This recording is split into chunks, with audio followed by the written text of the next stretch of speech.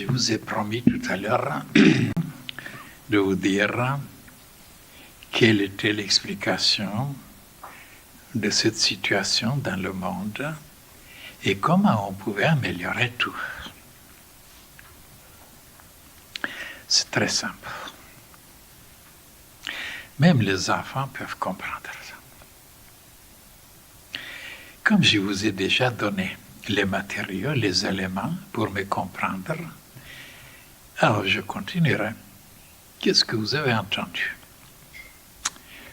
Vous avez entendu qu'il y avait deux natures et que la première nature, depuis des millions d'années, on tâche toujours de la contenter sans avoir la lumière qu'il y a une autre nature plus supérieure, plus divine, plus céleste, et sur laquelle les grands initiés sont venus nous parler et nous inviter à la développer, à s'approcher.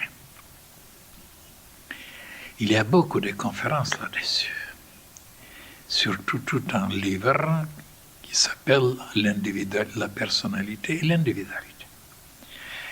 Mais maintenant, on peut tellement ajouter des choses nouvelles que vous serez émerveillés si vous arrivez à comprendre.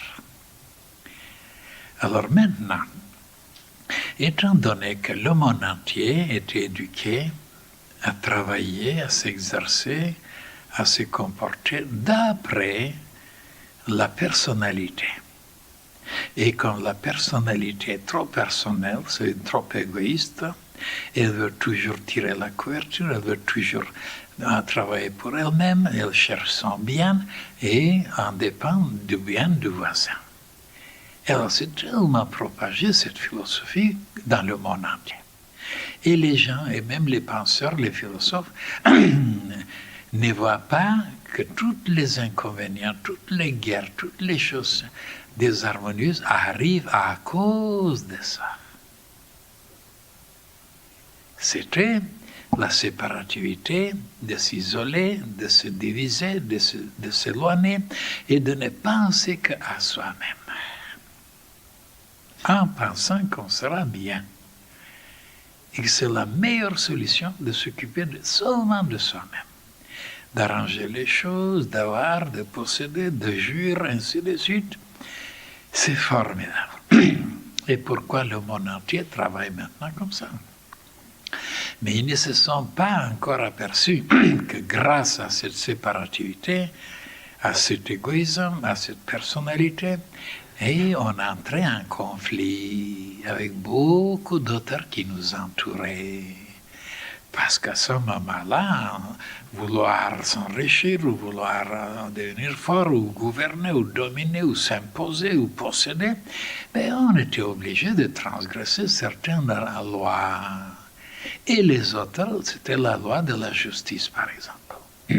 Et les autres, qui avaient cet instinct de la justice, de l'équité, et arriver à se venger. Et de cette façon, vous voyez, toutes les guerres sont basées là-dessus.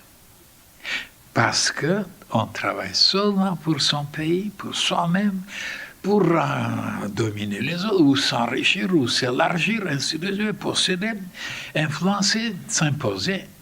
Donc, cette philosophie, qui est basée seulement sur la personnalité, sur la séparativité, est la cause de tous les malheurs, de toutes les guerres, de toutes les misères, de tous les effondrements ou cataclysmes.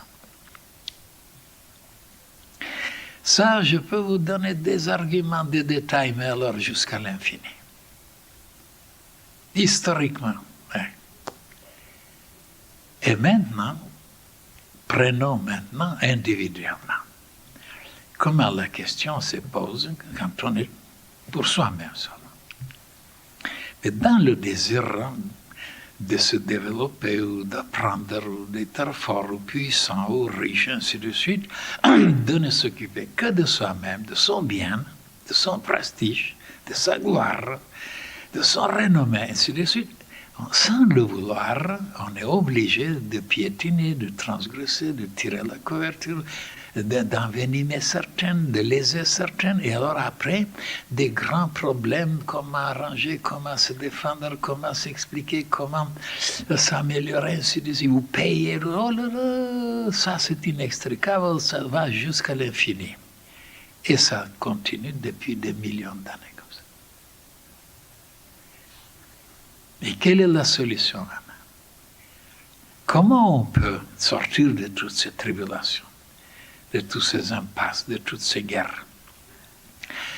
D'instruire l'humanité maintenant qu'il y a une autre nature à nous-mêmes, qu'on l'a laissée s'endormir, s'effacer presque. Elle est enterrée, qu'on ne la connaît pas, on ne travaille pas pour elle. De faire tout son possible pour la nourrir, l'encourager, la développer, la protéger, jusqu'à quand elle prendra la possession, la domination, et que la personnalité arrivera à se soumettre, à devenir servante.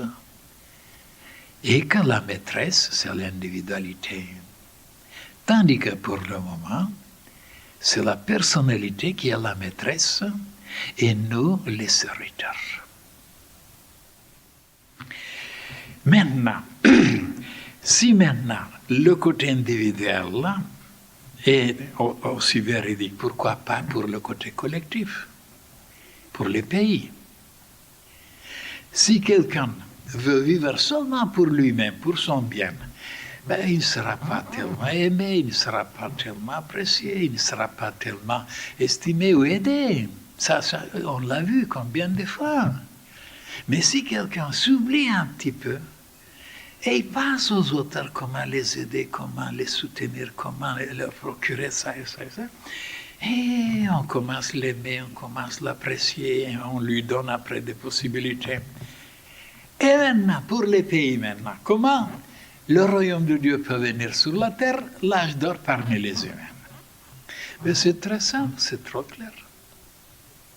Il faut s'occuper de l'individualité.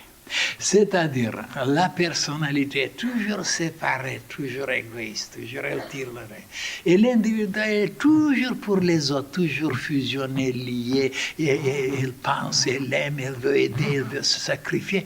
Et voilà, l'individualité. Alors, si on faisait collectivement la même chose maintenant, au lieu de garder seulement son pays, de chanter des chants, de s'armer toujours éternellement, et de se glorifier éternellement dans l'histoire, pour que toujours les guerres existent éternellement, pourquoi cet enseignement ne doit pas entrer dans la tête de tous les pays, de faire une famille, plus de frontières, et un gouvernement mondial, et qu'il n'y a plus de guerres, et plus de dépenses, des milliards et des milliards inutilement, pour que la misère subsiste?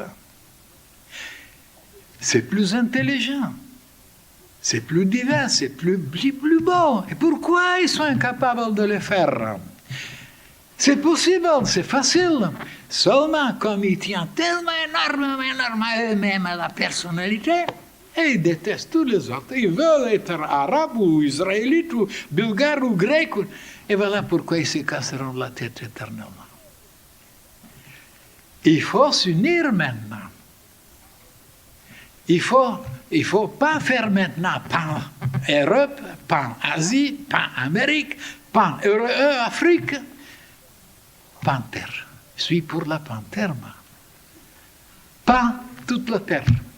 Ça veut dire, il n'y a pas de pan. Parce que, je disais dans une conférence, comme l'instinct de la guerre, de destruction, il est toujours là, cet instinct, il est toujours là.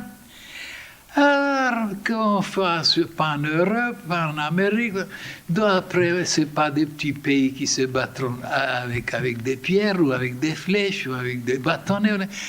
Ça sera des continents contre des continents. Ben, c'est insensé, c'est stupide, c'est pire. C'est pourquoi je suis pour la panthère, toute la terre. Pas pan-Europe, pas pan-Europe, pas pan-Amérique, non, toute la terre. Si les humains connaissaient seulement ces deux choses, quand on travaille seulement pour soi-même, comment les choses s'égoupillent, et quand on travaille pour la vie collective, comment les choses aussi s'arrangent, et bien ça, là, ils sont ignorants. Ben, pourquoi ne pas croire les initiés qui ont fait des expériences? Voilà, je conclus. Tant que vous avez votre moi inférieur comme but, comme centre, alors il faut vous attendre à beaucoup d'inconvénients, beaucoup de déceptions, beaucoup de guerres, beaucoup de querelles, beaucoup de séparations, de haine, ainsi de suite. Parce que c'est comme ça. Étudiez. Moi, ce n'est pas moi qui invente les choses. Ils sont comme ça. Oui. Travailler pour l'individualité, ça veut dire un peu plus pour les autres, un peu pour vous, et vous verrez après, oh là là, des cadeaux de tous les côtés. Des amitiés, d'amour, de facilité. Et si les pays faisaient la même chose maintenant, ce sera la même chose. Une famille sur toute la terre, 1 minute de méditation.